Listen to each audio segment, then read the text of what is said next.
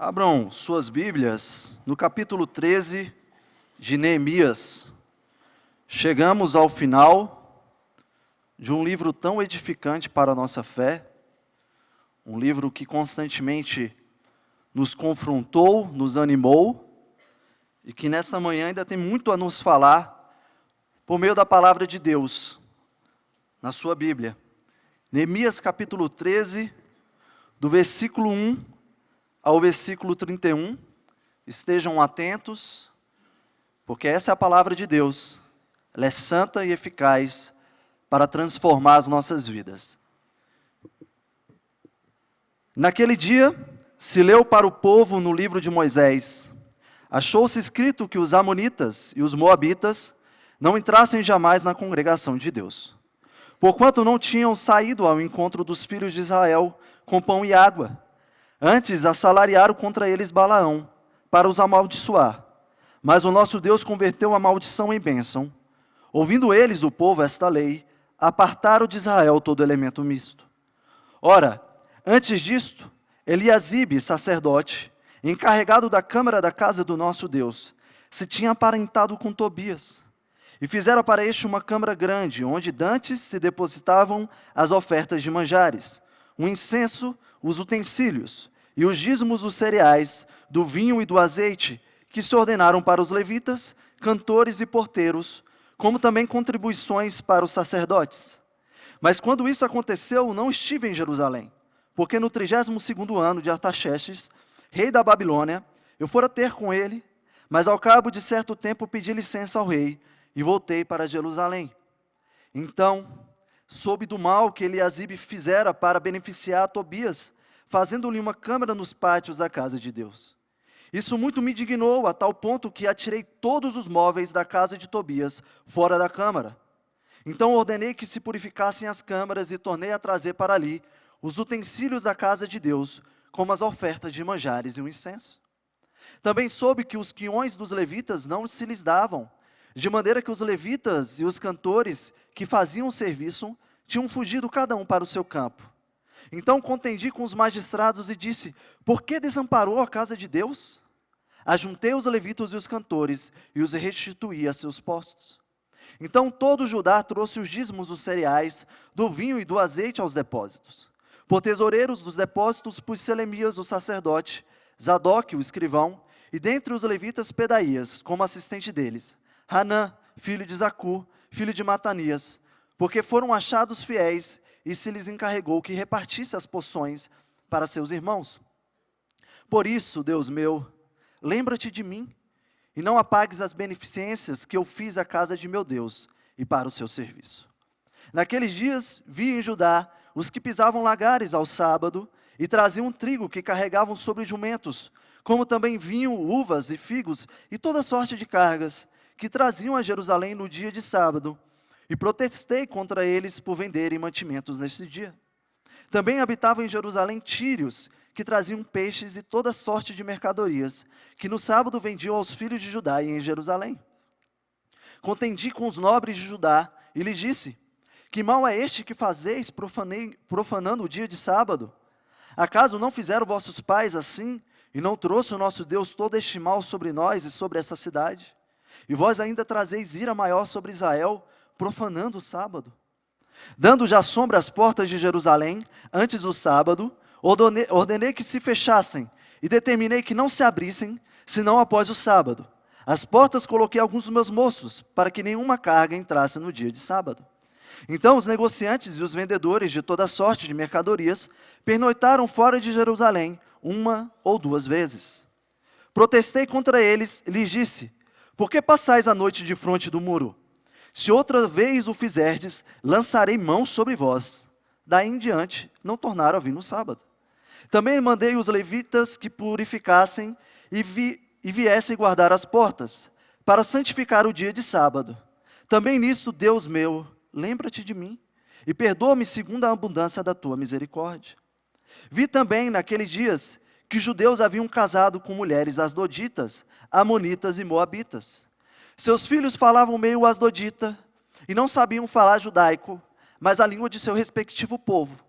Contendi com eles e os amaldiçoei, E espanquei algum deles, e lhes arranquei os cabelos, e os conjurei por Deus, dizendo: não dareis mais vossas filhas a seus filhos, e não tomareis mais suas filhas, nem para vossos filhos, nem para vós mesmos. Não pecou nisso Salomão, rei de Israel? Todavia, entre muitas nações não havia rei semelhante a ele, e ele era amado do seu Deus. E Deus o constituiu rei sobre todo Israel. Não obstante isso, as mulheres estrangeiras o fizeram cair no pecado. Dar-vos-íamos nós ouvidos para fazermos todo este grande mal, prevaricando contra o nosso Deus, casando com mulheres estrangeiras? Um dos filhos de Joiada, filho do sumo sacerdote Eliasibe, era genro de Sambalate, o horonita, pelo que eu afuntei de mim. Lembra-te deles, Deus meu, pois contaminaram o sacerdócio, como também a aliança sacerdotal e levítica. Limpei-os, pois, de toda estrangeirice, e designei o serviço dos sacerdotes e dos levitas, cada um no seu mistério, como também o fornecimento de lenha, em tempos determinados, bem como as primícias. Lembra-te de mim, Deus meu, para o meu bem. Oremos.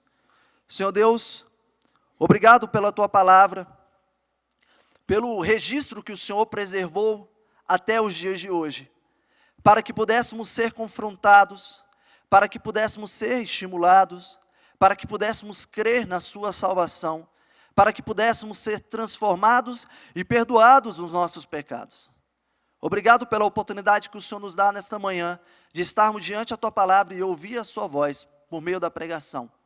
Ajuda-me como pregador, tenha misericórdia de mim, e ajude os meus irmãos, para que seus ouvidos e corações estejam atentos à Sua palavra.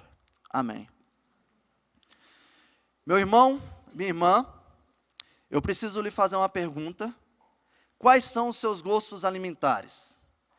E isso pode parecer uma pergunta inocente, mas eu só quero saber quem você é e se você é alguém de confiança. Preciso tratar de um tema sério aqui nessa manhã. Combinação de alimentos. Sim, eu estou falando com você que mistura açaí com chocolate, bolo de chocolate com ketchup, frango com chocolate, coxinha com brigadeiro, e teve uma que me assustou, salame com leite condensado. Isso é assustador, gente. Você pode até dizer que é uma questão de gosto e que cada um tem o seu, mas existem regras, até para essas questões, irmãos. Existem regras, e ainda bem.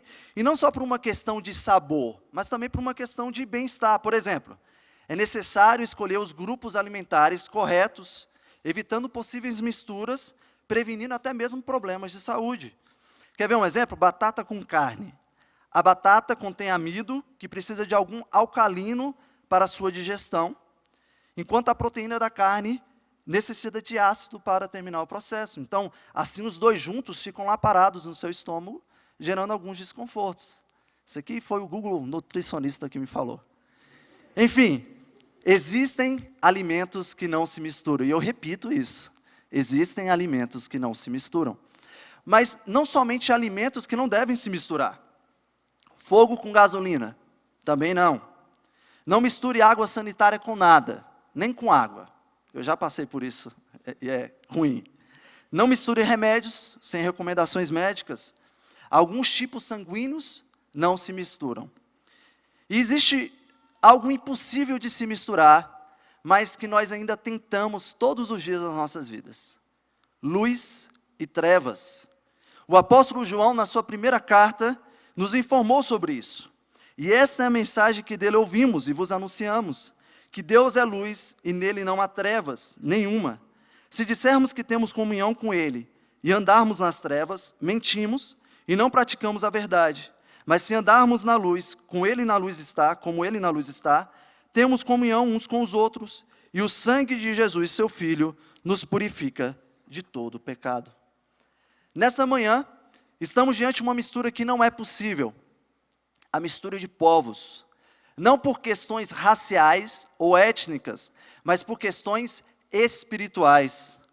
Após a libertação do exílio e da restauração da terra, é necessária a separação de tudo aquilo que corrompeu os seus pais e a eles também. Nós chegamos ao capítulo final de Neemias e o povo está aprendendo o que é santificação e mostram que ainda são instáveis em suas vidas de obediência. No capítulo 10, eles fizeram um juramento e uma aliança perante o Senhor, de obedecerem e seguirem a lei de Deus. No capítulo 12, conforme nós aprendemos no último sermão com o reverendo Mateus, Neemias separa famílias de levitas, sacerdotes e outros para habitarem na Jerusalém restaurada. Ali essas famílias seriam cuidadas pelo povo e cuidariam do templo. Porém, no capítulo 13, os pecados e desobediência, a quebra da aliança já se faz presente na vida do povo. Um povo restaurado, muros restaurados, um templo restaurado, mas agora é necessário lidar com a seguinte pergunta: e agora? Como viveremos? E aqui, Neemias dá suas últimas orientações e age para que o povo aprenda que eles foram restaurados para a obediência, em santificação e constância. E aqui nós temos os 2 pontos do nosso sermão. O povo foi restaurado para a obediência em santificação, o nosso primeiro ponto, e o povo foi restaurado para a obediência em constância, nosso segundo ponto. Então vamos para o primeiro ponto. O povo foi restaurado para a obediência em santificação. Leamos novamente o versículo 30. Limpei-os, pois, de toda estrangeirice, e designei o serviço dos sacerdotes e levitas, cada um no seu mistério. Neemias sabia do que o povo necessitava. Eles necessitavam de se separar de práticas erradas, de formas erradas de adoração, que resultaram das misturas religiosas com outros povos. Por isso ele é tão enfático em sua ação aqui no versículo 30. A limpeza externa de toda estrangeirice tem como objetivo limpar o coração de um povo que outrora adorava a Deus com outros ídolos, com outros deuses em seus corações. Misturas religiosas que não deveriam existir na adoração e nem habitar na casa do Senhor. Neemias, aqui no capítulo 13, descreve quais misturas que Deus quer abolir do meio de um povo que deveria ser santo. E quais misturas são essas? A primeira mistura que Deus quer evitar é a mistura da adoração e da habitação. Leamos novamente o versículo 1, 3 e 4 e 5. Naquele dia se leu para o povo no livro de Moisés, achou-se escrito que os amonitas e os moabitas não entrassem jamais na congregação de Deus, porquanto não tinham saído ao encontro dos filhos de Israel com pão e água. Antes, assalariaram contra eles Balaão para os amaldiçoar, mas o nosso Deus converteu a maldição em bênção. Ouvindo eles, o povo, essa lei, apartaram de Israel todo elemento misto. Ora, antes disso, Eliasibe, sacerdote encarregado da câmara da casa do nosso Deus, sentia aparentado com Tobias, e fizera para este uma câmara grande, onde dantes se depositavam as ofertas de manjares, o incenso, os utensílios e os dízimos dos cereais, do vinho e do azeite, que se ordenaram para os levitas, cantores e porteiros, como também contribuições para os sacerdotes. Aqui nós temos 2 situações: a mistura religiosa na adoração do povo e uma mistura no sacerdócio na habitação da casa da adoração. Eles ouviram na palavra de Deus, no livro de Moisés, que não deveriam permitir jamais a entrada dos amonitas e dos moabitas na congregação de Deus. Isso está lá em Deuteronômio 23, de 3 a 5. Os amonitas e os moabitas, eles adoravam outros deuses. Em vários momentos, essas 2 nações foram ao encontro de Israel para destruí-los, e eles eram inimigos de Deus. Ao verem um povo de Deus verdadeiro, quando eles estavam retornando do Egito, eles não deram pão e nem água, e eles acreditaram que poderiam amaldiçoar esse povo. Nós também temos aqui a situação de Tobias, o amonita, o mesmo perverso de Neemias capítulo 2, capítulo 4 e capítulo 6. Interessante que o nome de Tobias, ele tem uma influência hebraica, algo como agradável a Deus. O seu nome tem influência de um povo que não era o seu. Porém, mesmo com tal nome, o seu coração e suas práticas eram inimigas de Deus e do seu povo. E o que Eliasibe fez? Ele só se aparentou com Tobias. Ele só se aparentou com o inimigo de Deus. E ele não só fez isso, ele fez uma câmara grande para ele, no pátio da casa de Deus, aonde tudo aquilo que deveria ser direcionado para os levitas, sacerdotes, cantores, desviando tudo isso para Tobias. Olha a corrupção presente aqui, por causa de uma ação de corrupção familiar. Como eu disse anteriormente, não era uma questão racial, mas sim espiritual. Irmãos, Deus amou estrangeiros de outras nações. Depois vocês podem ver lá em Deuteronômio 10, 18. E nós somos um exemplo disso. Ele permitiu que os estrangeiros fizessem sacrifícios. Está lá em Números 15, versículo 15 e 16. E ele deseja que todas as nações o conheçam e o amem. Isaías 42, 6. Eu, o Senhor, te chamei em justiça, tomar-te-ei pela mão e te guardarei, e te farei mediador da aliança com o povo e luz para os gentios. Mas como disse bem um comentarista, Deus nunca ordenou o seu povo a se unir com os pagãos com o fim de ganhá-los. A ordem de Deus é: retirai-vos do meio deles. 2 Coríntios 6,17. Retirai-vos dela, povo meu, para não serdes cúmplices de seus pecados e para não participar de seus flagelos. Apocalipse 18,4. Deus adverte para que fiquemos longe dos que estão inclinados para o mal. Provérbios 24:1. O que está sendo tratado aqui é o que nós chamamos hoje de ecumenismo. O ecumenismo, ele carrega uma ideia de que é possível adorar o mesmo Deus com práticas religiosas e adorações diferentes, ou uma falsa unidade de comunhão entre adoradores de várias religiões, tendo como um Deus comum a todos, o amor. A palavra tolerância é a chave do ecumenismo. Afinal de contas, todos os caminhos levam a Deus. Mas essa é uma visão antibíblica. Um comentarista diz: a santidade da igreja é atacada. Ela está sob pressão para se conformar ao mundo em seu pensamento e estilo de vida. O ecumenismo antibíblico é proibido para a igreja verdadeira. Devias tu ajudar ao ímpio e amar aqueles que odeiam ao Senhor? 2 Crônicas 19:2. A falsa doutrina é inimiga da santidade da igreja, pois a pregação de outro evangelho, de outro Jesus, por outro espírito, corrompe a igreja. Um escritor conta que uma vez ele teve uma pequena discussão com sua parente. Ela era uma seguidora devota de uma religião não cristã, e esse foi o motivo da discussão. E nas palavras dele, ela era daquela opinião capenga, de que todas as religiões são essencialmente a mesma coisa, e que conduzem a humanidade para o bem. E alegava que considerava a família a coisa mais importante, e que se uma religião divide uma família, deve ser uma seita perigosa. E olha só a resposta dele: se você realmente acredita que religião é sobre unidade, e realmente que família é a coisa mais importante, por que não renuncia à sua religião para que possa haver unidade entre nós? Ele continua: ela se recusou. Você percebe? Ela era hipócrita. Queria que eu cedesse em minha fé para acomodar a sua, mas ela mesma não se moveria 1 centímetro, mesmo sendo ela quem dissera que religião deveria ser sobre unidade e que a família deveria ocupar o lugar mais alto. Assim é com todos aqueles que promovem tolerância e diversidade religiosa e culpam a fé cristã de se recusar a seguir suas agendas. São pessoas fingidas, hipócritas e autocontraditórias. Elas não querem realmente dizer que todos devem aceitar uns aos outros, mas que todos os cristãos devem abandonar sua crença e abraçar essa miscelânea de loucura e confusão. Se rejeitarmos esse absurdo, vão dizer que somos fanáticos e violentos, uma ameaça à sociedade. Nós sabemos que já nos vem dessa forma.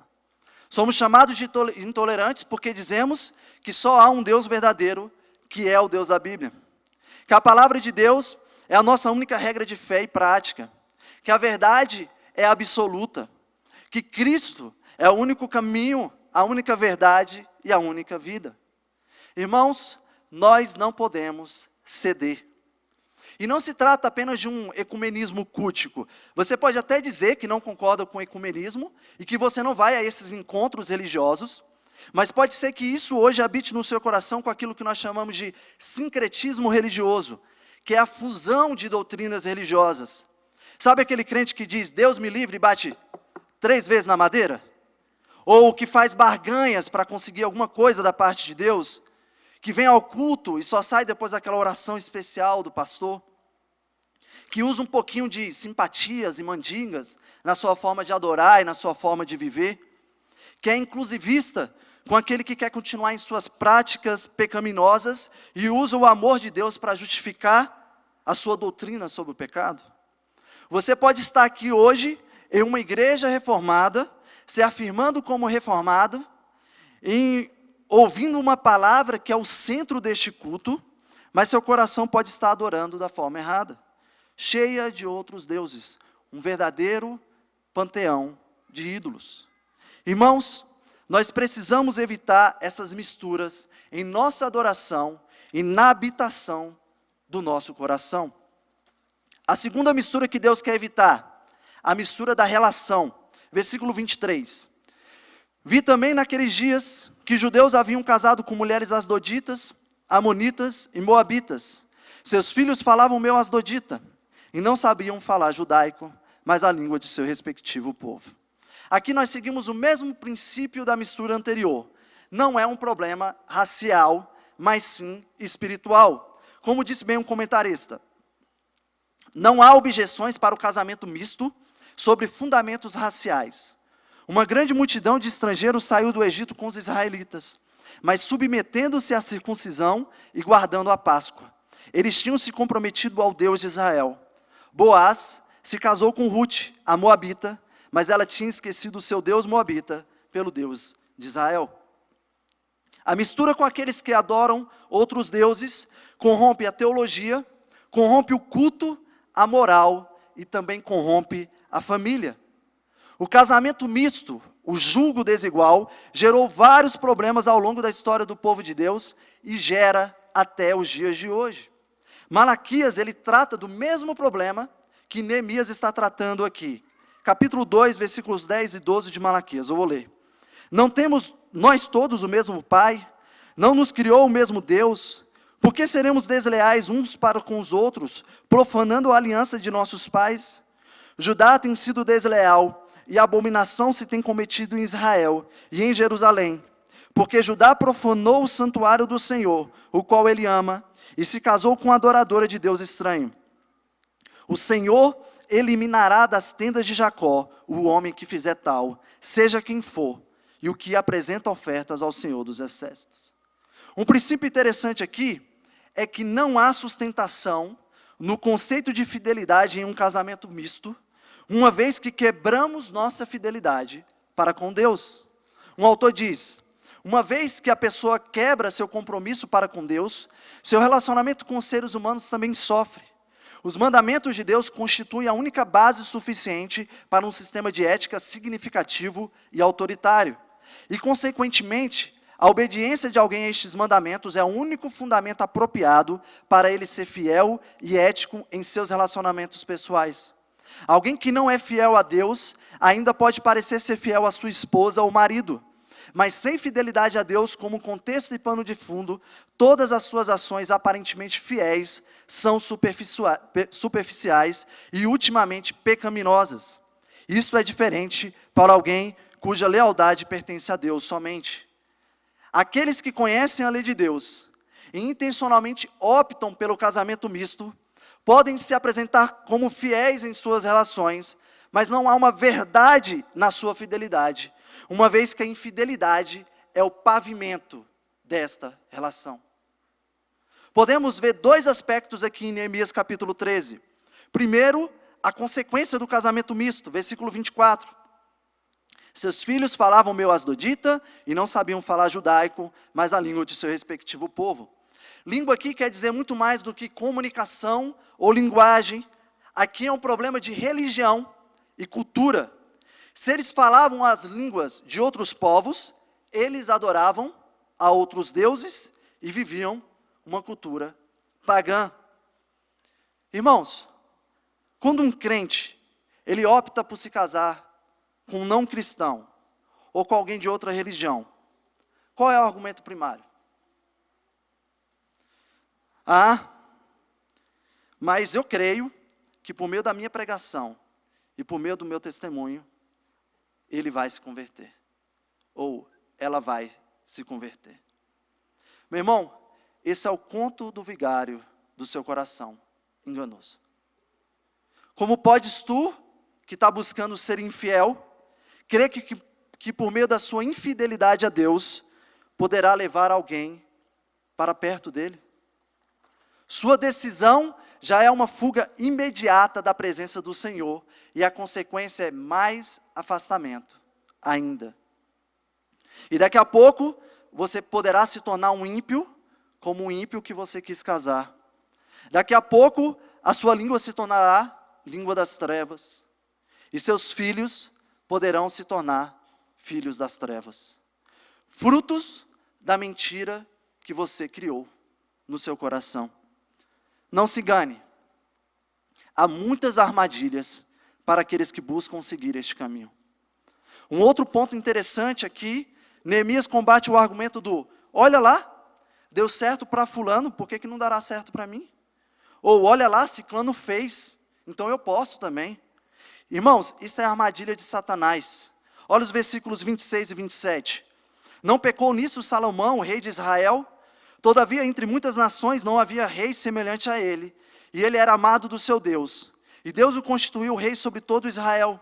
Não obstante isso, as mulheres estrangeiras o fizeram cair no pecado. Dar-vos-íamos nós ouvidos para fazermos todo este grande mal, prevaricando contra o nosso Deus, casando com mulheres estrangeiras? O argumento aqui é simples. Salomão, ele era amado de Deus, e ele era rei sobre Israel. Mesmo assim, ele optou por algo que era errado. Ele pecou e teve que lidar com as consequências do pecado, e o povo também sofreu por causa disso. Não é porque era Salomão que o povo podia fazer o mesmo. Eles estavam pecando assim como Salomão pecou. Então, meu irmão, não venha com essa história de: nossa, mas olha o casamento de fulano com religiões diferentes, e estão melhores que muitos casamentos de crentes. Usar isso como argumento para justificar os intentos do seu coração é agir como Eva agiu, tentada por Satanás, acreditando que só porque o fruto era agradável aos olhos, que ele era digno de se comer. Irmãos, essa é uma mistura que deve ser retirada de nossas vidas. A terceira mistura que Deus quer evitar, a mistura da dedicação do dia do Senhor. Versículos 15 e 17. Naqueles dias, vi em Judá os que pisavam lagares ao sábado, e traziam trigo que carregavam sobre jumentos, como também vinho, uvas e figos de toda sorte de cargas que traziam a Jerusalém no dia de sábado. E protestei contra eles por venderem mantimentos nesse dia. Também habitavam em Jerusalém tírios que traziam peixes e toda sorte de mercadorias, que no sábado vendiam aos filhos de Judá em Jerusalém. Contendi com os nobres de Judá e lhes disse: que mal é este que fazeis, profanando o dia de sábado? Deus ordenou a Israel, lá em Êxodo 28:11, que eles não trabalhassem no sábado. Isso era uma lembrança da criação e do próprio Êxodo. O descanso no dia do Senhor deveria ser obedecido por judeus, servos, estrangeiros e todos os que estivessem com o povo e aonde o povo estivesse. Mas eles não estavam obedecendo à lei de Deus, e aqui é mais uma das quebras da aliança que eles fizeram. O sábado, ele era uma lembrança que Deus guardava a aliança e que guardava o seu povo. E o movimento aqui é que eles estavam desconfiando de Deus, eles estavam desconfiando do cuidado de Deus, e eles estavam confiando na força dos próprios braços, e não no provedor de tudo. Intencionalmente, eles estavam trabalhando no dia do Senhor. E eles eram responsáveis por essa ação. Mas olhem que interessante. A lei diz que os estrangeiros deveriam guardar o dia do Senhor na terra do povo de Israel. Significa que os israelitas deveriam influenciar os estrangeiros. Porém, o movimento aqui é ao contrário. Os estrangeiros estão influenciando os israelitas. Os tírios que habitavam em Jerusalém, eles trabalhavam. Os estrangeiros, eles não se preocupavam com isso, porque o povo de Deus não se importava com isso. Tanto que, quando Neemias toma a atitude de resolver esse problema, só depois de ameaçar a vida dos estrangeiros insistentes, que eles pararam de vender os seus utensílios e mercadorias na porta de Jerusalém. O presbítero Solano Portela diz o seguinte sobre o dia do Senhor: o dia de descanso foi instituído por Deus e não pelo homem. O mandamento tem grande importância na palavra de Deus. Bênçãos ocorreram por sua guarda e castigos severos por sua quebra. Isso deveria provocar a nossa reflexão sobre a aplicação dos princípios bíblicos relacionados com o quarto mandamento nos dias atuais, discernindo em paralelo a mudança para o domingo na era cristã. O povo de Deus sempre foi muito rebelde e desobediente com relação a essa determinação, e necessita convencimento da importância do mandamento, bem como entendimento da visão neotestamentária, para a consequente modificação do seu comportamento atual. Deus julgou essa questão tão importante que a inseriu em sua lei moral. O descanso requerido por Deus é uma prévia da redenção que Ele assegurou para o seu povo. Os israelitas foram levados em cativeiro por haver repetidamente desrespeitado este mandamento. Irmãos, nós temos dificuldades ainda com o tema Dia do Senhor, porque de alguma forma não pensamos e praticamos sobre o assunto a partir do absoluto de Deus, mas sim a partir da nossa relativização do dia do Senhor. Não é o pensamento de Deus que regula o assunto, mas é o pensamento do mundo. Nós não somos satisfeitos com as respostas que a Bíblia nos dá, porque de alguma forma nós nos acostumamos com a forma como o mundo lida com esse assunto. E para o mundo, este dia de hoje é só mais um dia. Devemos nos lembrar que o modus operandi é criacional. Deus criou o mundo, nos dando um dia de descanso nele. Nós devemos lembrar ao mundo que esta é a forma que regula todos os seres existentes. Mesmo que eles não façam como um sinal de adoração a Deus, eles devem reconhecer que eles desfrutam de algo na vida deles, somente porque nós somos os verdadeiros beneficiários. Os estrangeiros regulavam a forma como o povo de Deus lidava com o dia do Senhor. E se nós cedermos aos convites e propostas do mundo, cederemos em nossa forma de adorar e também na nossa forma de nos relacionar. Um exemplo interessante para a gente refletir, claro, com a sua devida proporção. Genebra, na época de Calvino, eles fechavam as portas dos negócios no momento do sermão e não apregoavam vendas nas ruas. Era uma mudança social por causa de uma mudança religiosa no coração do povo de Deus. Lembremos que uma das grandes causas do secularismo nos nossos dias é a não observância correta do dia do Senhor. E essa é mais uma mentira, mais uma mistura que não pode nos corromper. Irmãos, o que nós aprendemos nesse texto até aqui sobre obediência em santificação? Nós aprendemos que santificação é obedecermos separados. E aqui não significa obedecermos isolados, como se a santificação nos isolasse do mundo, mas sim separado, no sentido mais claro do que significa santificado. A santificação como separação é reconhecer que Deus nos separou do velho homem, nos separou das trevas, nos separou do padrão deste mundo, das práticas e leis que regem uma forma pecaminosa de viver, nos separou de tudo aquilo que nos separava dele. Santificados em Cristo, separados em Cristo, para uma vida que reflita pureza e obediência ao nosso Senhor. Wiley, em seu livro Santidade, apresenta algumas descrições de uma pessoa santa. Santidade é o hábito de concordar com o julgamento de Deus, odiando o que Ele odeia, amando o que Ele ama e comparando tudo neste mundo com um padrão da palavra de Deus. Um homem santo buscará a pureza do coração, temerá toda corrupção e impureza de espírito e tentará evitar todas as coisas que podem levá-lo a se contaminar. Nós lemos aqui pela manhã, em nossa leitura alternada, o texto em 1 Pedro capítulo 1. Pedro, ele escreve uma carta para um povo que teve suas vidas restauradas e redimidas. Pedro lembra que eles foram eleitos em santificação do Espírito para obediência. E uma orientação para a forma como viveriam, como um povo restaurado em um mundo caído. E o primeiro ensinamento de Pedro para esse povo é: sede santos, porque eu sou santo. Por isso, cingindo o vosso entendimento, sede sóbrios, e esperar inteiramente na graça que vos está sendo trazida na revelação de Jesus Cristo, como filhos da obediência. Não vos amoldeis às paixões que tinhas anteriormente na vossa ignorância. Pelo contrário, segundo é santo aquele que vos chamou, tornai-vos santos também vós mesmos em todo o vosso procedimento, porque escrito está, sede santos, porque eu sou santo. A santificação é necessária para uma vida de obediência ao Senhor. Mas também, nós devemos obedecer em constância, que é o nosso segundo ponto. O povo foi restaurado para obediência em constância. Leamos novamente o versículo 10 a 12. Também soube que os quiões dos levitas não se lhes davam, de maneira que os levitas e os cantores que faziam o serviço tinham fugido cada um para o seu campo.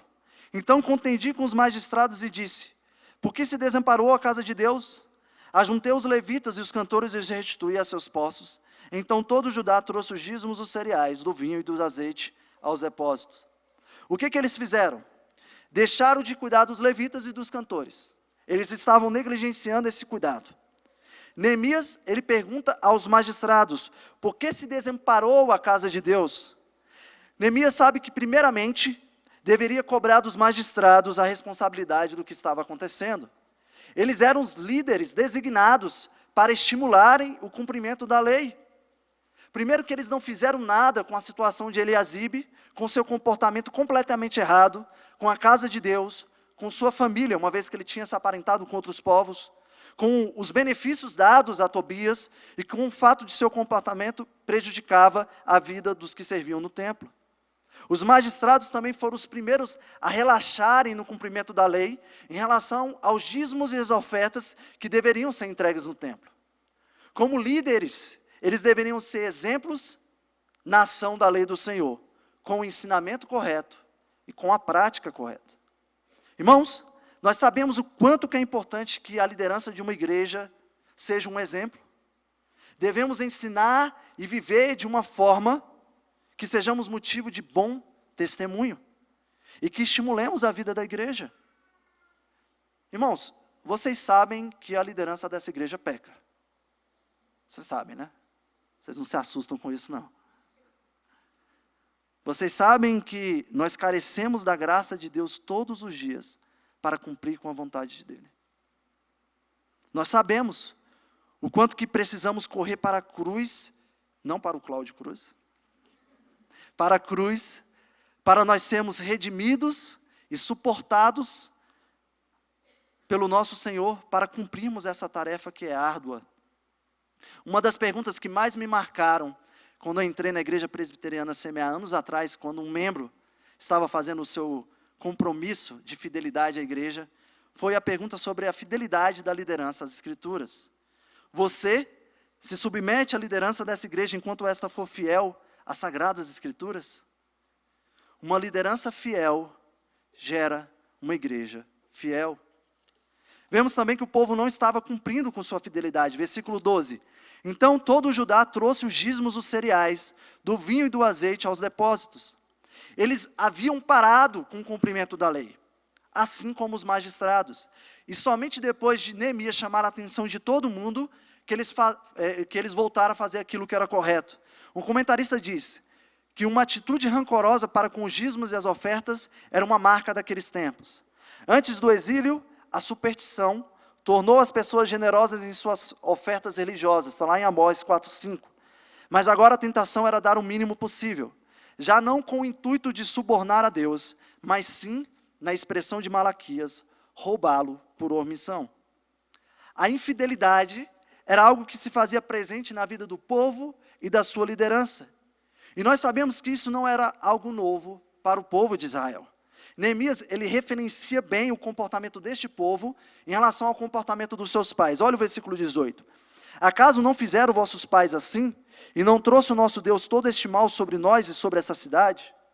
Aqui eles foram infiéis ao permitirem que outras religiões adorassem no templo, permitiram uma habitação incorreta na casa de Deus, negligenciaram com o cuidado dos levitas, negligenciaram o dia do Senhor e permitiram o casamento misto.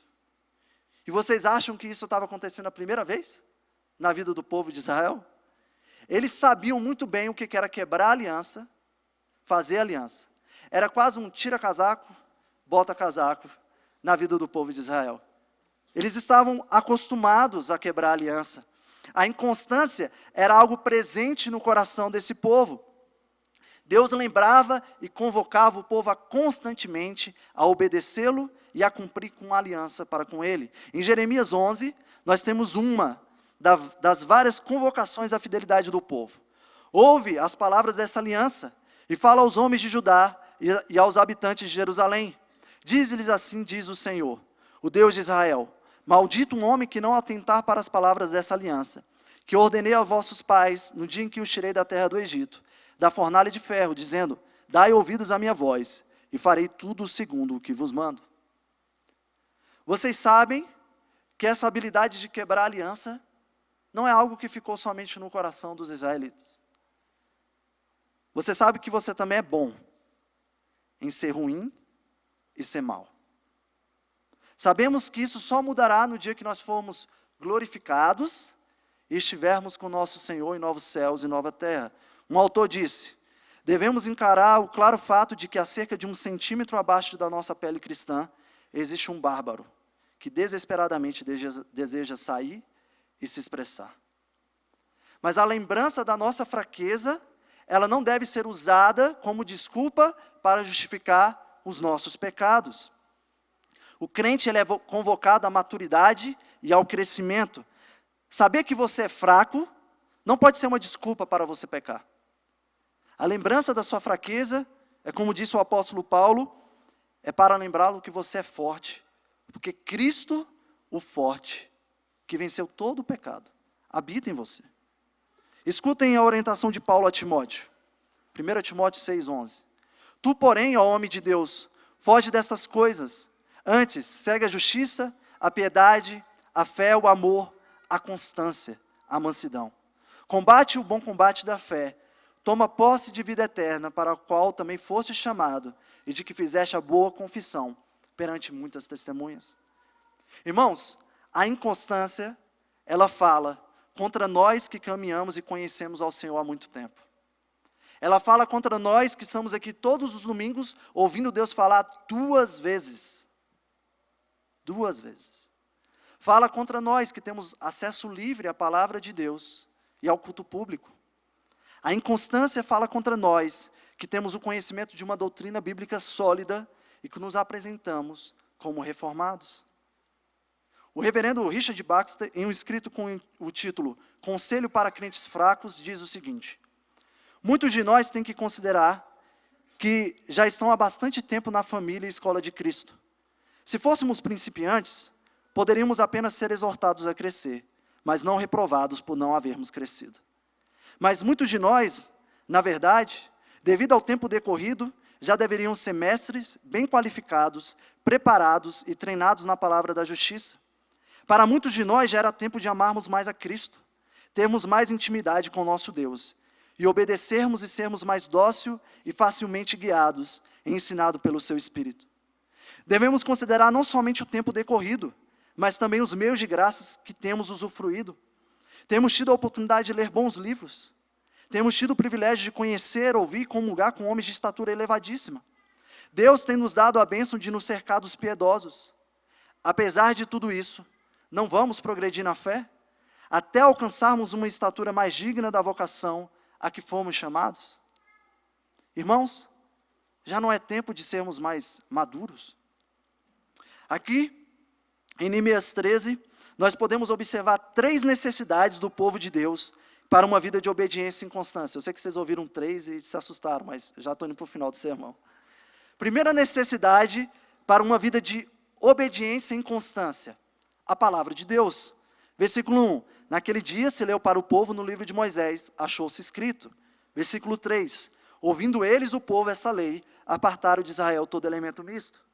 Romanos 15, 4 diz o seguinte: porquanto tudo o que dantes foi escrito para o nosso ensino foi escrito, para que pela constância e pela consolação provenientes das Escrituras tenhamos esperança. Irmãos, nós somos necessitados da palavra de Deus. A palavra de Deus é quem traz à memória quem Deus é, quem somos, quem não somos e quem nos tornaremos. Um autor diz: Deus, Jesus, não declara simplesmente que a palavra de Deus contém a verdade, mas que é a própria verdade. O cristão que crê em Cristo como caminho, a verdade e a vida, é alguém que crê na palavra de Deus depositada na Bíblia. Jesus mesmo explica a natureza dessa palavra de Deus. Ele disse: vocês estudam cuidadosamente as Escrituras porque pensam nelas, que vocês têm a vida eterna. E são as Escrituras que testemunham ao meu respeito. É pela palavra de Deus somente que nós conhecemos Cristo e a verdade do Evangelho, que cremos que fomos salvos. Meu irmão, se você não lê a Bíblia, e se você não para ouvir a palavra de Deus sendo pregada, a inconstância tomará conta do seu coração. Nós necessitamos da palavra de Deus para uma vida constante. A segunda necessidade para uma vida de obediência e inconstância, a ação prática da pureza. Versículos 7 e 8. Então soube do mal que Eliasibe fizera para beneficiar a Tobias, fazendo-lhe uma câmara nos pátios da casa de Deus. Isso muito me indignou a tal ponto que atirei todos os móveis da casa de Tobias fora da câmara. Então ordenei que se purificassem as câmaras e tornei a trazer para os utensílios da casa de Deus, com as ofertas de manjares e o incenso. Versículos 19 e 22. Dando já sombra às portas de Jerusalém antes do sábado, ordenei que se fechassem, e determinei que não se abrissem, senão após o sábado. As portas coloquei alguns dos meus moços, para que nenhuma carga entrasse no dia de sábado. Então os negociantes, os vendedores de toda sorte de mercadorias, pernoitaram fora de Jerusalém 1 ou 2 vezes. Protestei, pois, contra eles e lhes disse: por que passais a noite defronte do muro? Se outra vez o fizerdes, lançarei mão sobre vós.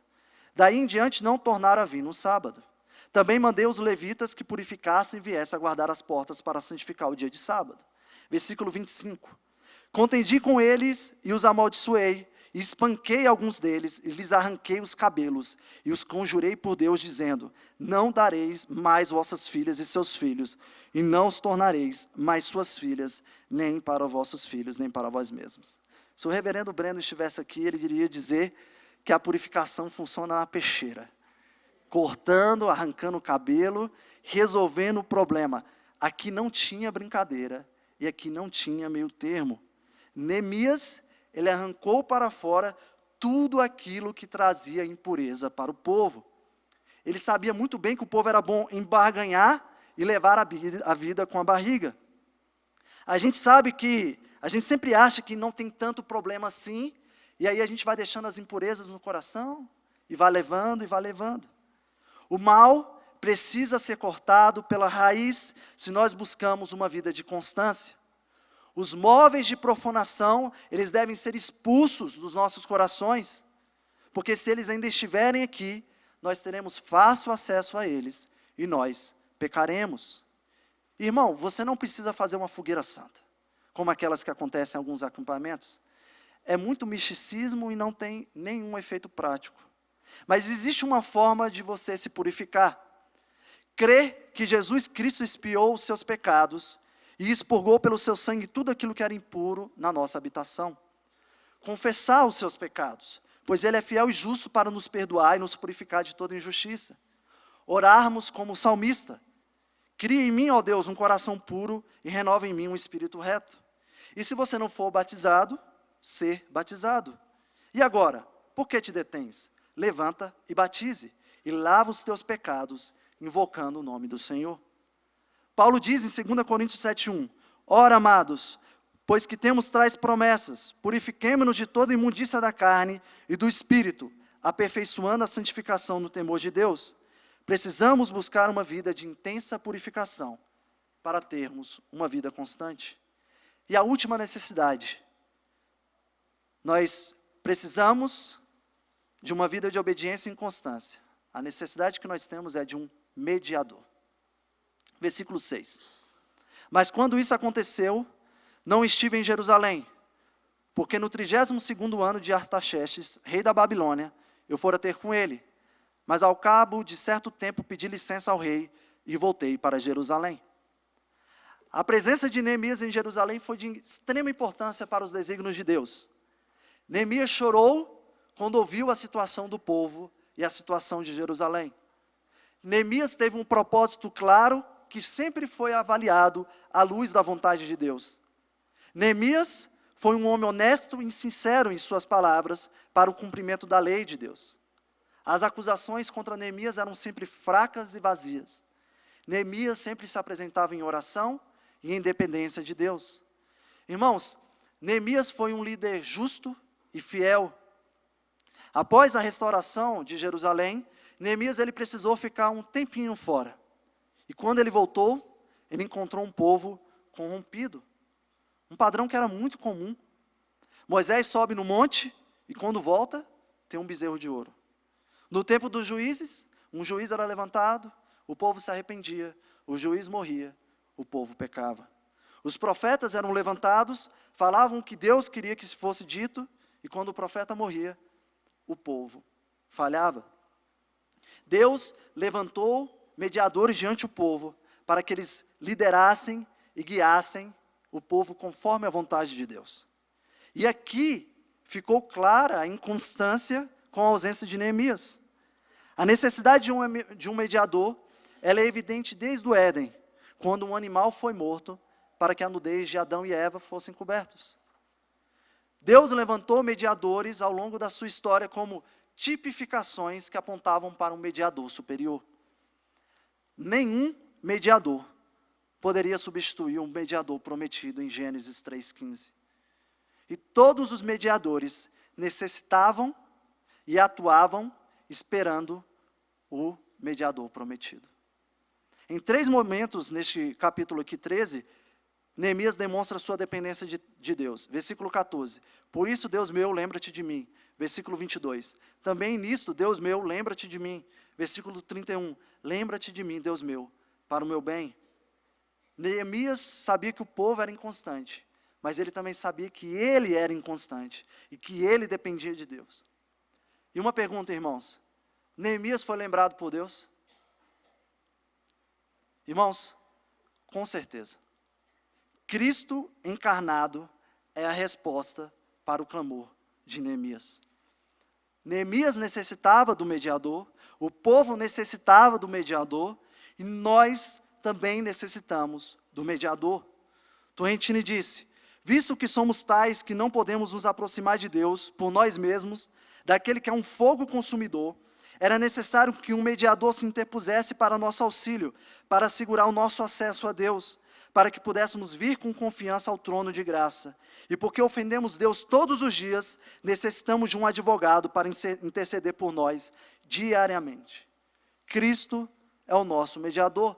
E se nós queremos uma vida em constância, nós necessitamos nos segurar e confiar no nosso mediador. Nós fomos restaurados e redimidos, e devemos viver uma vida de obediência, em santificação e constância. E isso só será possível, isso só é possível por causa de Cristo e por causa do seu sacrifício. Irmãos, existem excelentes alimentos que se misturam. Açaí com leite condensado, coxinha só de frango, bolo de chocolate com leite ninho. Mas a melhor combinação de alimento que eu já comi na minha vida foi pão e vinho. Não é meramente uma combinação de sabores, mas é uma combinação de vida. Pão e vinho, me lembro que um mediador entregou sua carne e derramou o seu sangue no meu lugar, no seu lugar, para que hoje nós pudéssemos ser filhos de Deus e filhos da aliança, eleitos em santificação do Espírito, para a obediência e a aspersão do sangue de Jesus Cristo. Todas as vezes que eu me alimento de pão e vinho, me lembro da promessa de Cristo, que fazendo isso em memória dele, um dia eu me encontrarei com meu Redentor. Que obedeçamos ao nosso Senhor, pois é Ele quem nos santifica e quem nos sustenta. Oremos. Senhor, nós te louvamos, porque o Senhor enviou o seu Filho para morrer em nosso lugar, para ser o mediador,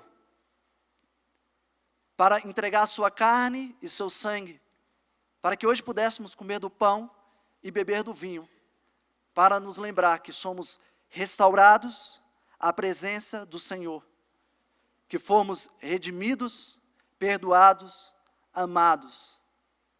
Nós sabemos que assim como o povo foi outrora, nós também somos inconstantes, fracos, necessitados. Ajuda-nos a sermos cada vez mais parecidos com Cristo. Dá-nos um coração fiel e disposto a obedecer ao nosso Deus, para que assim nós possamos ser apresentados santos, como uma igreja sem máculas e sem manchas. Em nome de Jesus. Amém.